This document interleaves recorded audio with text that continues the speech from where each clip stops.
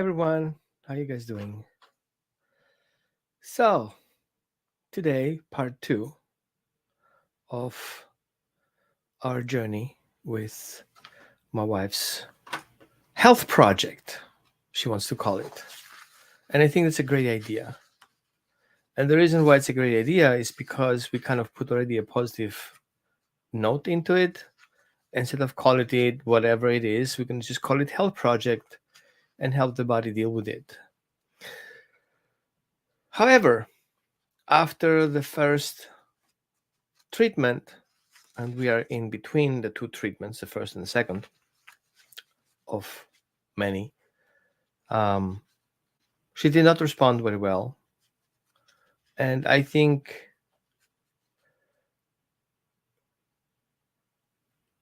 doctors, I almost said veterinarians, doctors see that a little bit of easy peasy thing and put things um, in a kind of like a book perspective. Yeah, people react to that and people don't react to that. And hi there.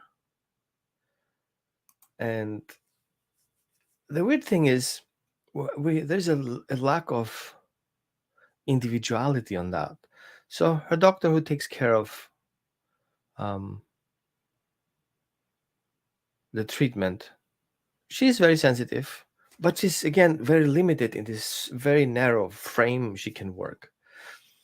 On the other side, as a bystander or husband, it's not much you can do. You just be there listening to things and try to figure out how to cope with the situation and how to ask questions that are not causing more issues, because I'm a person who questions things. Why and why not? And why this and not the other? So my first response was we were signed up for a naturopath to help us. Help us. If I say us, in that case, it's my wife. Going through the preparation and the alternative treatment support. And they're booked out. While the treatment started earlier as expected, which is good on one side, but without the essential side support, it's kind of like building a house without foundation. And of course, my wife is very sensitive. She's one of the people who cannot have chemicals in her body. And it really hits hard. Now, as an engineer, I see the technical part of it and I said, well, it things to have heaven, and you have to go through this and deal with it. But the reality is I'm not in her body. And the other day I was watching a video of a device that simulates um, the period and how it feels to people. And so while several women tested it and says, yep, that's how it feels. Yep, that's it exactly. And there were number 9 and number 10. Man, and in that case, it was an officer. I think it was not a sheriff. Those police officers. And he's like, on number 4 and number 5. And so I see my wife struggling and says, I'm in pain. I'm in pain. It really hurts a lot. And she's really very tough on the pain. I can imagine that would be like a 12, which means I would basically pass out. And there is no support behind that. There is no technical support like that. She can call in and says, this is what I'm dealing with right now. What can I do? Well, it's Sunday. Sorry. Shops are closed. And I feel with so much investment and so much studies done and so much donations done, we're still like in the stone age of treating that. Yeah, I can see that all this technology and technology and technology behind that, the support is still stone age. It's like if you don't have a self-help group, where everybody's like, yeah, deal with it, that's life kind of thing, which is not really a support group. It's basically a downer instead of an upper. The only thing you can have then is the medical support. And if you're not good with medications, then you struggle double. A, you have the pain, plus you have the sensitivities, plus you have to deal with the pain on your own, and you don't have support, right? So after the surgery, she couldn't even lay on the bed. There was no information about, hey, these are a couple of tricks you can do when you deal with that. As a dog trainer, dog behavior consultant, if my client calls me and is like, we're going to adopt a dog, I have already a list of things that I can talk about and prepare the client with really hands-on tools how to get there. Am I perfect? No. There was always things to trim and switch and improve things. Okay, just in case you know, I'm Roman with Holistic Dog Training, and I'm a husband, and I'm a human being, and my wife is struggling with her health project, call it. And my thought was to share it with you because I feel you should know about these things, and especially if you are a professional, a dog behavior consultant, or a dog trainer, or veterinary behaviorist, or a veterinarian. I want to share the other side, like the support team around that, which includes the dogs. And I noticed my dogs are a little bit upset in general because of the toxic chemical treatment. The chemicals evaporate through the body, and so in the bed is toxic. So what do we do with the dogs? Ever thought about the dogs? There is no bed coming to bed and snuggle in the bed in that case, not only because of the problem with germs, but also with the toxicity. So if I have to wear special gloves to help my wife up, and I'm not allowed to touch her kind of thing after the chemo, and what about the dogs who are more sensitive? So we have to take care of the dogs. So we have to be proactive. So everybody has his own bed anyway around the house. And because my dogs are small, whatever is left of dogs, they have to get up the staircase to get on the bed. Of course, we'll have complaints. Ooh, ooh, I want to get up. I want to get up. I want to get up. And then we have to kind of like say the bad no, which I don't use. I was like, go back to your bed and lay down. And it's like, but I want to get up. I know. How about you go back to your bed and lay down? But I want to get up. Go to your bed. And so we have that to sort out. And if that comes in, then if your dog has an insecure attachment with the person in question, then there are other things coming to surface. This insecure attachment problem. Like, oh my God, she doesn't love me anymore. Oh my God, I'm going to be dying right now because I cannot get on the bed, which then affects the dinner and the lunch and the breakfast. And like, I'm going to die. Drama. I don't want to eat. I'm going to starve to death. What are you guys eating on the table? All these questions coming. So yes, they want to have what we have on the table, but then you give it to them and like, no, I didn't think that through. I don't really want to eat right now. So there will be confusion between the dogs, what they want and what they need.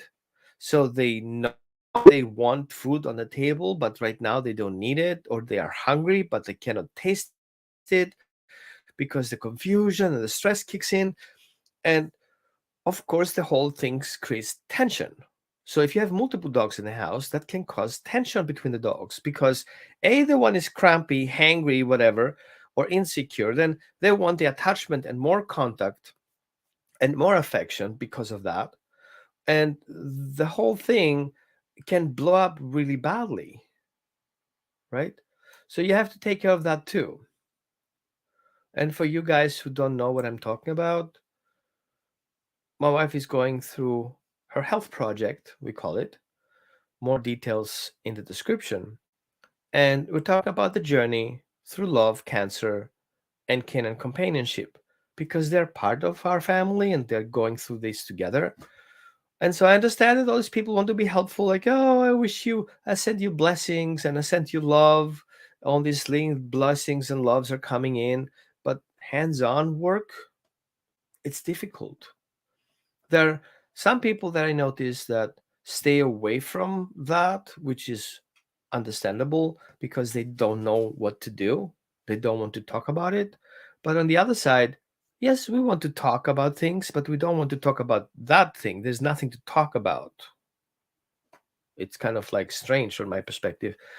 It's kind of like you're the mechanic and your car is at the mechanic, and then you have to share what the mechanic does. Let's talk about something else. Let's talk about trip. Let's just be human and talk about things instead of having to explain all over what happened and what's not happening and why it's happening.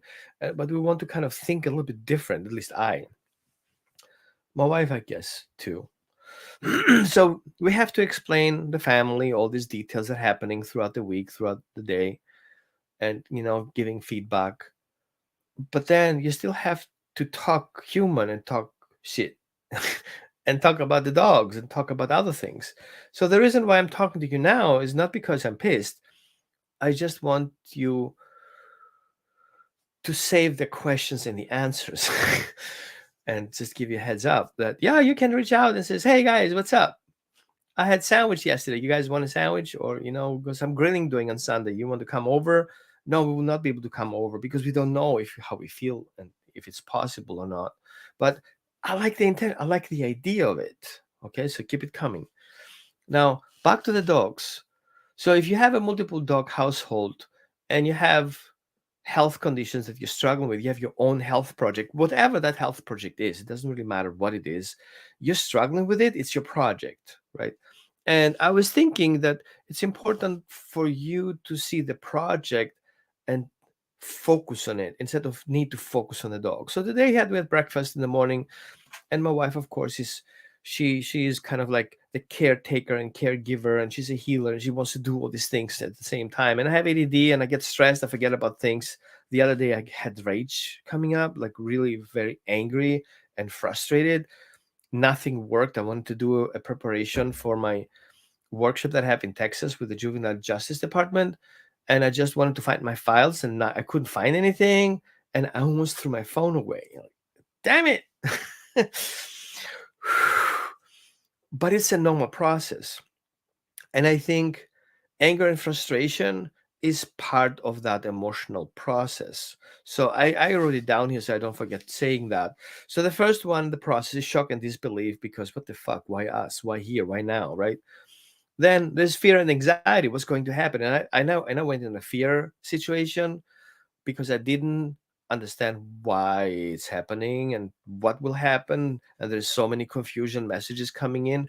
In the beginning, it was a stage 4 metastatic, and everybody's freaking out. And then whoever said that, I don't know what they came into their mind. And the doctor who actually looked into the papers and kind of had a better experience to that, the surgeon says, nah, that's a 3C. Sounds better than 4, right? But it's not as easy as it looks like, because it's still metastatic, but it's treatable, and their options are open, but the narrow options are narrow, and we have to go extreme, right? And so fear and anxiety kicks in. And of course, from my perspective, the next thing is going to happen is helplessness and guilt. Guilt, why? Well, I can start with helplessness because that's easier to talk. You just don't know what to do. Your hands are tied. You're not the doctor. You're not the nurse. You have no clue what's happening. You're just a husband. You don't know what to do. You're supportive. Do you're encouraging what to do. There is no book that will tell you husband behavior in cancer treatment. I have only that. I have many, but this one don't even come close. And so you guys can ask questions if you want, right? It's not just me having a monologue. And you just post in the comments. And I appreciate you hanging out here. Now, helplessness is complicated because for me, it's easy to get there because of my post-traumatic stress and complex trauma. Me shutting down is an easy way out. And I have to be very careful not to get there, because if I feel I have to get there, I have to get myself out of there, because it's not a healthy place to be. Default helplessness is a very bad place to be. I'm not a psychologist, so I cannot explain to you exactly how that works chemically and neurologically. Only thing, you don't want to be there. Now, what happens with the dogs in that stage where I feel helpless and guilty? My dogs pick up on that, and they were like, cuddles, more cuddles, and separation anxiety, and more cuddles, and food deprivation on their own. They're punishing themselves for not eating. Why? Because there must be a problem somewhere.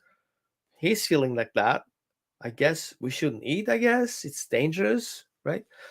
And so we have to be very careful. Um, thank you. Yeah, right. You have no control, and sometimes to just hold her hand and saying nothing works. Indeed, because sometimes I feel when you're going through this pain wave, I think the way I perceive it, it's whatever I tell you is how I perceive it. And then there's the other side, right? To actually going through the process. when you are in that pain level, your body wants to get out of there. You cannot deal with it. And then you have the pain, and you have the chemicals, and you have the situation, and you have to deal with it, and how easy it is for the body to says, I'm out. You see all those images where the soul leaves the body kind of situation. It's funny, but it's not. And so you have sometimes to just be there, as Ruth said, to kind of be there and ground. Now, being in a state of helplessness and feeling guilty that you won't be able to help as you could and being supportive as you should, you have to still be supportive and a grounding anchor. And I think that's the key, right? And I appreciate um, my clients who have been through that. And the reason why I'm having that talk is not to kind of get your support, and it's about me supporting you right now. I want you to know what it is like on that perspective, and things that come in from different angles. As a husband who is supportive, or a wife who is supportive, and you have to go through this process, and then you have the dogs and the kids and the cats and the birds and the neighbors and the parents and the aunts and the sisters and the brothers and the friends, and all this come together. You have to deal with it. You have to shield your partner a little bit, and only let come through what's actually healthy for the situation. And on the other side, you have to deal with your own shit. So I'm not saying I'm struggling more than my wife. That's far from right. But it's not easy. So what I suggest is, I have no clue what to suggest you should do. I think you should go with your guts. And one method that's very helpful, especially if you have to deal with things, is start muscle testing or self-testing. I don't like the muscle testing. I like the self-testing. So what I think works for me best is that I listen to my guts and I listen to my body. My body knows better than I do. My body has all this wisdom from all these previous Roman generations back in ancient history and beyond that, maybe in another universe, who knows, where all this information is in my genetics. And so I'm asking that question: is this a good idea to do, yes or no? Now, who's going to give me the answer? My body can give me the answer. So what I do is I close my eyes, and I'm in a neutral state of balance. Sometimes I get myself out of balance and find myself in balance again, or on the side, and then I ask the question: yes is forward and no is backwards. And then I say the question: is it a good idea to call Frank? And I get a forward, which means yes, and then I do it. And I don't regret doing it. And if I get a no, I have to trust it and keep the no and not double question. Because once you start questioning the question and then you're questioning the answer, then you start asking us questions and it doesn't really help anything. So my thought would be just go with the answer you get and you can still adjust it. You can still say, I'm sorry, this is how I felt back then. There's nothing wrong with expressing your needs and expressing your feelings, which all not only helps you, but also helps your dogs. Because one of the most important things in that period you're going through is authenticity. Authenticity, authentic. Authentic in Greece comes from authentic, if we translate it, which means being yourself. Shit. Which means you have to take all these wings and feathers that are not yours and shirts and blouses off and just be your naked you the way you feel. And some people will not like that. Some people will don't like you being the person you are because you're not fitting the purpose they want you to be. And then you become kind of the bad person because how dare you being yourself? I want you to be like this, or I want you to be like that. I want you to be my friend who listens and does all these things and not having issues with your family. I have enough to deal with. I don't need you as a friend right now. Comes to you because you're authentic, which is wrong. It's unfair. But the same thing happens with your dogs. If you're not authentic to your dogs and always pretend, oh, I do this and I do that because if I don't, you don't love me. And if you don't love me, I'm not a good parent. And all this guilt comes up. And suddenly you have to change and be yourself and get off the bed. It's not healthy for you and you have to step into your power. Then the dog is like, dude, are you crazy? Loco, loco? That my stepmother used to say. She's from the Philippines. Loco, loco. Like, you have to be authentic to your dogs as a primary caregiver because that helps them be authentic as well. And that doesn't cause any confusion. Because imagine you suddenly change from doing everybody's favor suddenly to change and have an opinion and set up your boundaries and be who you are and say no to things and do this instead. And your dog is like, wow, is this the person we know? Is it another person? If you start suddenly being authentic, it can cause confusion, but doesn't mean you're wrong. You're absolutely right. And the dogs who are confused just need support to understand what's happening. So, you want to be authentic? You want to start going slow with it, yet consistent, right, Ruth?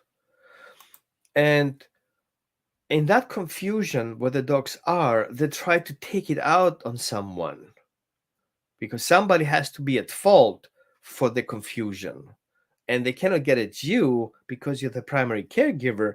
But we have our neighbor dog, exhibit A, and we can go after that dog. We can go after his legs, we can go after his neck, his ears, we can growl at him around the bone in the bed. We can do all these stupid things as a dog can do just to get it out of the system.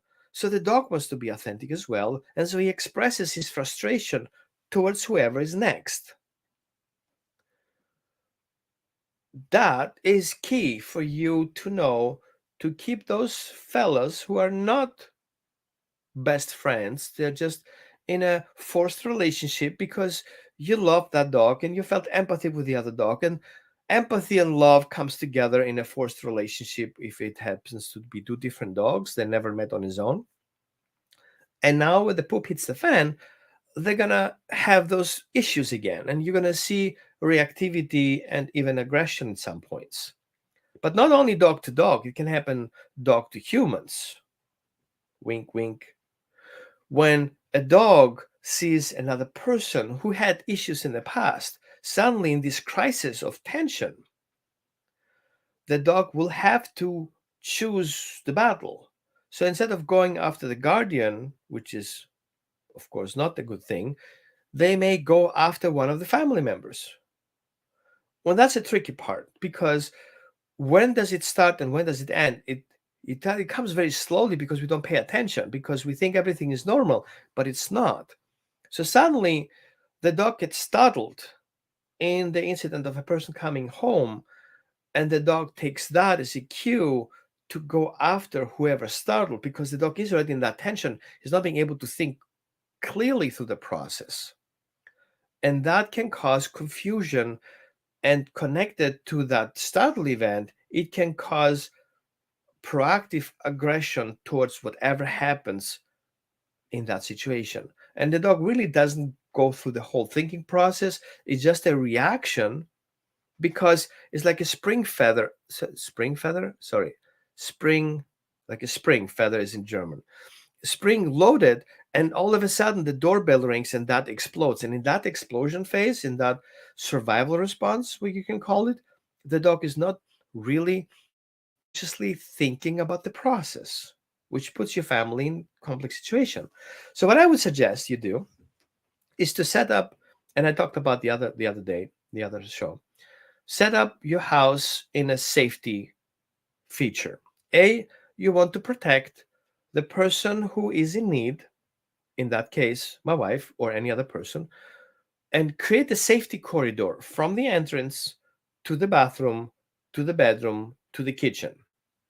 The person who is going through treatment has priority over anyone in the house, even you.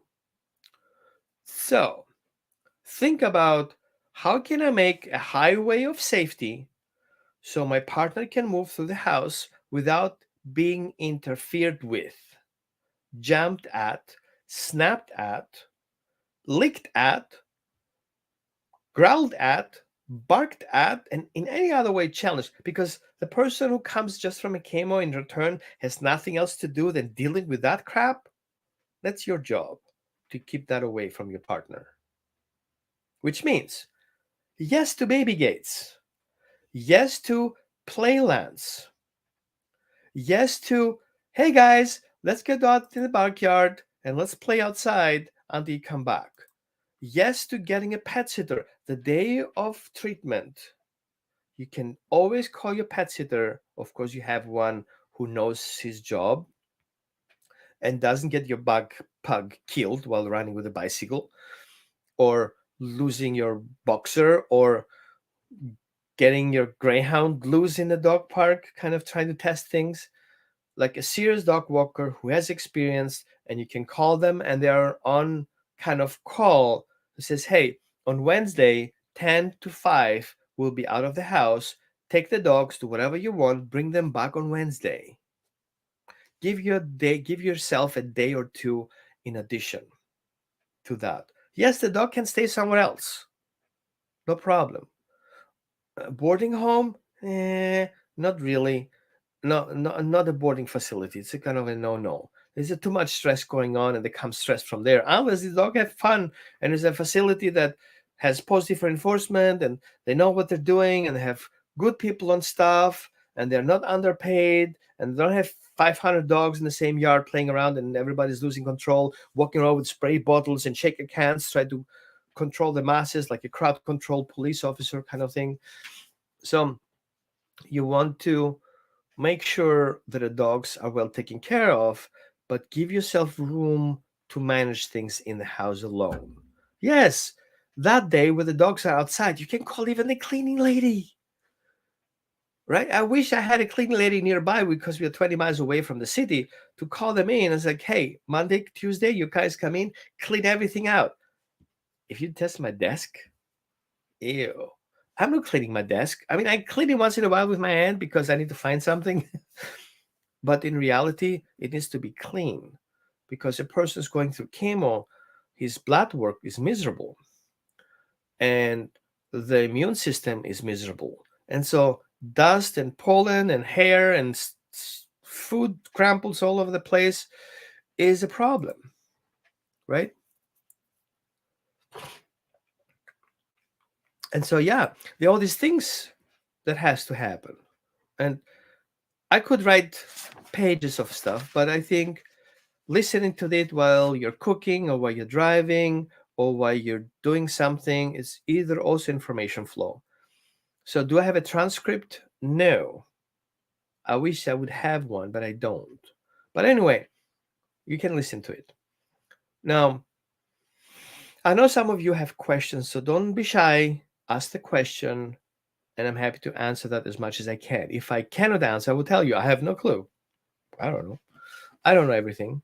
So, in that stage that we are right now, I'm in a helpless and guilt state. And I recognized that yesterday when I had this, you know, anxiety and anger coming up because of all these things that are happening. I kind of felt like I'm losing control. And as an AZD person, it's very easy to do that. Um, I'm not on medication. I am on supplements, which reason why is because I'm not doing well on medication. So medication is supposed to help me, actually makes me aggressive, literally aggressive, and it causes me anxiety. It's not helping. So I had to get off very early of that. And because my system is trauma related, that's get kind of complicated. So, but I got a handle on it. So I kind of took time off, thought a little bit of myself, went for shopping, took it out on driving and shopping, and came back a little bit better. So that was easy handled. But again, I don't have challenging dogs. I had, if that happened to me like 2 years ago, the situation would be more dramatic because my two dogs, who all of them were trauma dogs, would not take it as easy. At least one would definitely be very reactive of somebody coming in the house who doesn't smell the same as he left. So one thing you have to pay attention is, especially scent hounds, and we're going to talk about the sight hounds. The scent hounds who perceive the environment more through their nose. Imagine you're walking through the night and you only see things that are self-illuminating, right? So self-illuminating is kind of like seeing your phone not as a square device, but as a light around that imitates a certain light frequency and a certain shape that imitates your phone. So if your dog sees the people as shape of odor that smell a certain way in a certain size, and suddenly a person comes in from chemo and they smell chemical and hospital, that dog doesn't recognize his own caregiver. That's why I'm saying keep the highway, keep a safety highway from the entrance to the bedroom, one straight line, keep everybody out of there. They don't have to be in that space until the person comes back. Okay, Louis. I shopped for mom and dropped at the door when she had chemo, checked in anything needed topping up. As chemo took hold, got food, finance, fancy it as extra as the taste changed, right?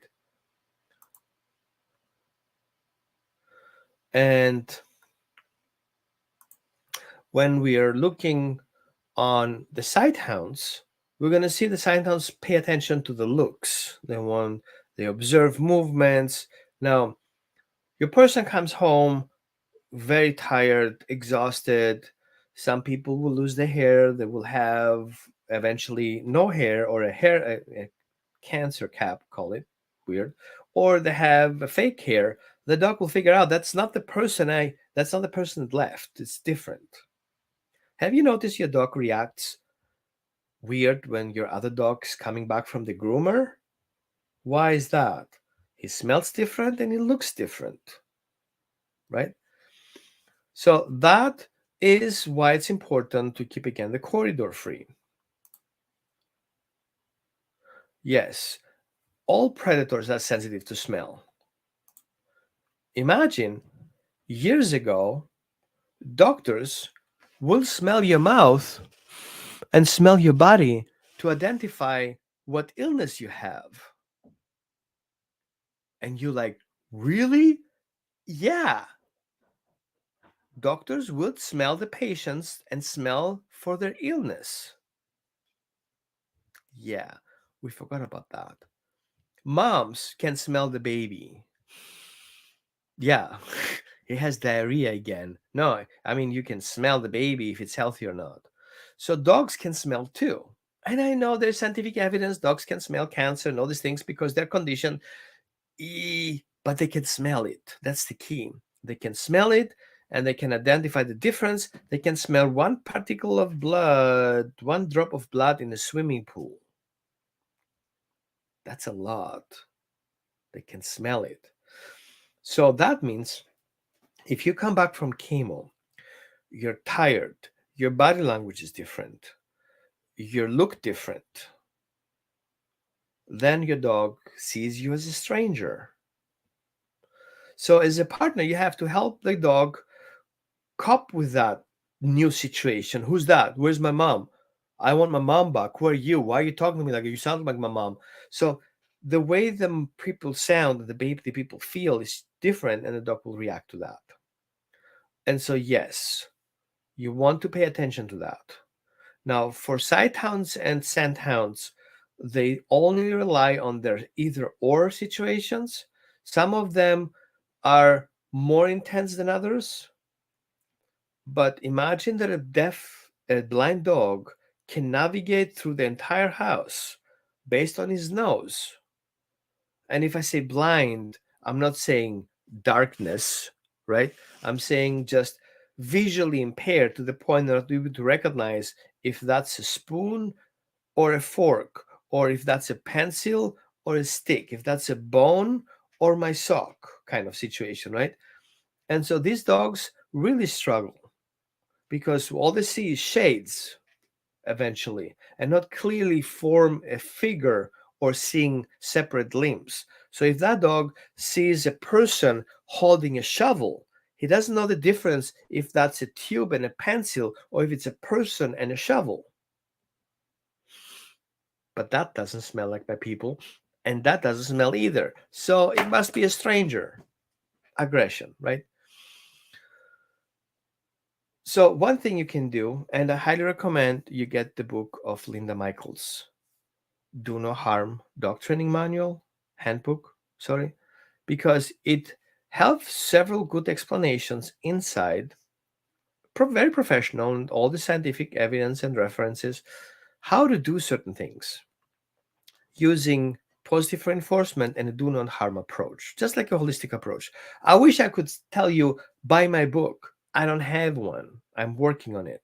So, because I don't have one, that's my next go to book that I recommend you to go and totally get it.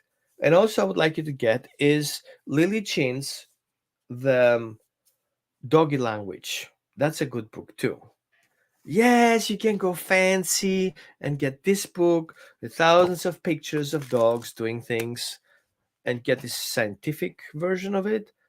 But I think going simple is better because more than reading how many pages?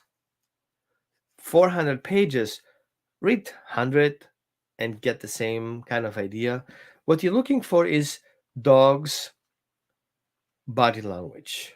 And I'm going to put the links in the comments for you guys to check it out. Okay. So the first book is Linda Michaels' Do No Harm Dog Training Manual Handbook. Make a same mistake again. And the other one is Lily Chin's Doggy Language. Right. So the doggy language book sounds a little for children, but you're just a kid anyway. You're just young and you know better. Look that book, it will help you. You're gonna see body language that you can look for your dogs, the way they look, so you be prepared. So I have a golden who is visually impaired, so her nose is everything. Yep. I'm a visually impaired person, and trust me, my nose knows. I get called. Yeah, right. Um, yeah, I think dogs use their disadvantage and make it a superpower. Wink, wink. Make your disadvantage a superpower and make that your superpower so you can help others. So what I'm going through right now and my complex PTSD, I'm using that as a superpower. Am I good at that? I don't know, you tell me. But I try my best. So the next thing I want to follow through is what comes next. So after helplessness and guilt, what likely comes in is anger, oh sorry, sadness and grief. I think I'm touching that already. Sadness because I really struggling seeing my wife struggling with it and I'm not being able to help with that. I feel for all these people that I know, she is the least one who should go through this in that extent.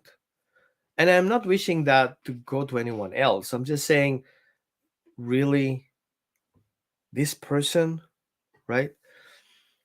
Um, yeah, sometimes I think I'd rather have it than her. Yeah, I can say that. And then grief may kick in. And I think grief comes in with the things that you're losing or lost, or the things that you could do but you haven't done yet. So you're grieving the opportunities and the options. So I had a flavor the other day where we were driving, um, and I was like, "Oh, let's go." "Ugh, we cannot. And I'm like, "Oh man, come on! Why can we not do that?" And I think I haven't looked into that very deep. So I have something I have to do for this weekend, I guess, is to better understand how grief comes up and how it's connected because it's deep rooted. And I really easily dissociate. So if things poop the fan, then me suddenly shutting down and take it away, it's gone, I'm not dealing with it. It's a natural response to me. It's like my go-to response. So I have to kind of keep myself on track here. My late tripod launcher detected mom's cancer. Oh, before she was diagnosed. He jumped up and nosed her in the air. Interesting. Yeah, right? And yeah, you should share a picture. We should see how this hero looks like. Um, and yeah, and as we go through the stages, because yeah, I don't have a multiple personality disorder, so it's just me going through these different processes. But I think every time you go, these processes are not kind of like a cut line. It kind of bleeds into it. You can go through different phases at the same time, just like dogs do. But dogs go also through that sadness and grief. For example, the dogs would not be able to go with a walk with your partner because she cannot. The last thing you want to do, having a surgery and have your, whatever plug in here, and then you have to hold the dogs. You cannot hold the dog. You barely can calm yourself. The last thing you want is falling over and hurt yourself, get scratched or something, right? So that's a no-no. So if you have a dog and you're going through treatment and you're thinking surrendering your dog, I don't need to give you permission. I don't give you a green light. Do what you feel right for you, because you dead, you will not be able to help your dogs. And if you're not feeling healthy, you cannot help your dogs. And if you're focusing on other things other than getting healthy, you will not be able to help your dogs. So there are so many things that are going against your dogs, where sometimes we have to make this ultimate decision and says, I have to survive for my dogs to be better. I have to let them go. And us as professionals, veterans, behavior consultants, dog trainers, who are we to say no? Our job is to support.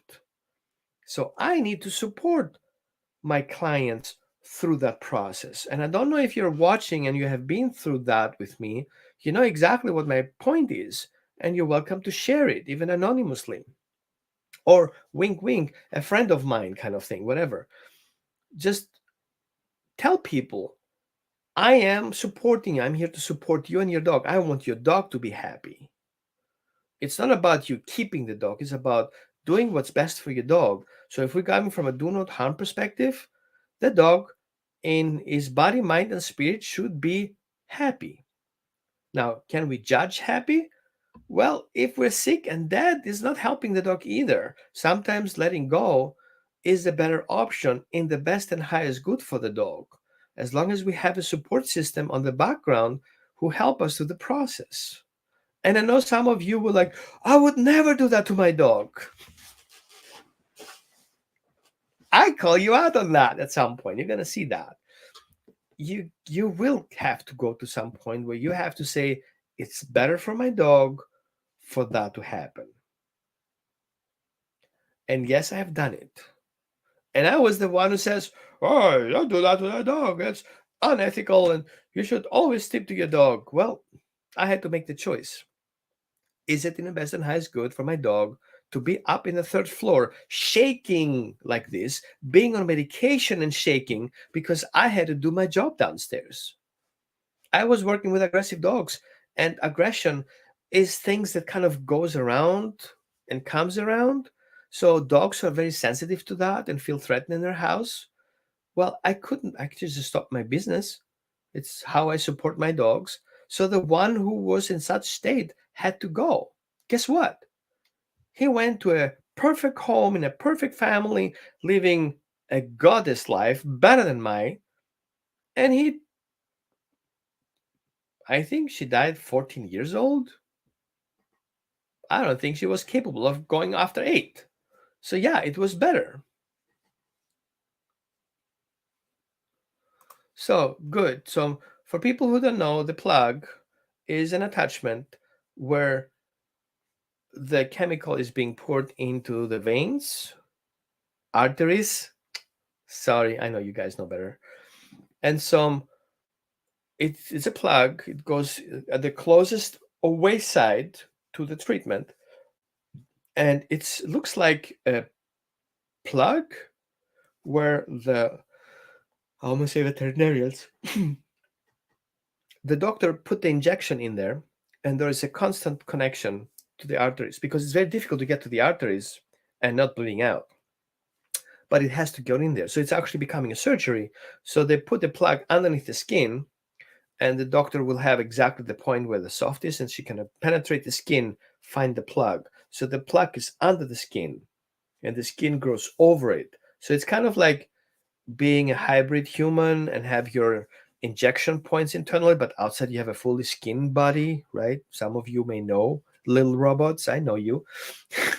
and then they can plug in without doing any damage. But it's a whole system device. This device is kind of like that size of, I would say that would be a little smaller than that. Okay. A little bigger than a beer cap. Sorry, guys who drink beer from a can, you don't understand what I'm saying. But you guys who drink beer from the bottle, the beer cup, bigger than that and smaller than this. Okay. Now, that is a thing underneath, and it feels like you have a cable in there because there is a drain going into the blood vessel and from there into the bloodstream. And so that's there and it's inside. And if you move your hand, it moves around, right? So thanks for kind of pointing it out. Now, it doesn't change the fact, and I pointed out, if your dog has cancer and the dog goes through treatment, same thing applies. So that dog has priority over any other dog in the house. So it doesn't matter if it's a human or a dog. What you want to do is support your system. These people and these dogs have the priority on the house to feel safe, comfortable, and don't have to walk on eggshells. That's your job.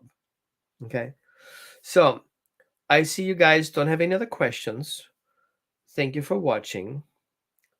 And I may be able to do one show next Sunday. I will be in Texas, so I try to figure out the time difference. And if I'm not already on a workshop. So if that's the case, I may start it earlier So let's do that. I'm gonna do it 9 a.m. Central Time, so I'm not messing things up, right? Because now it's 9 o'clock Pacific Time, and Central Time is like further away, and I think I don't make, yeah, it's 2 hours difference from the East Coast. So thanks again, and you can always ask questions in the comments. I will check in on that, and I'm gonna put 2 links from the books that I talked about. And yeah, talk to you soon.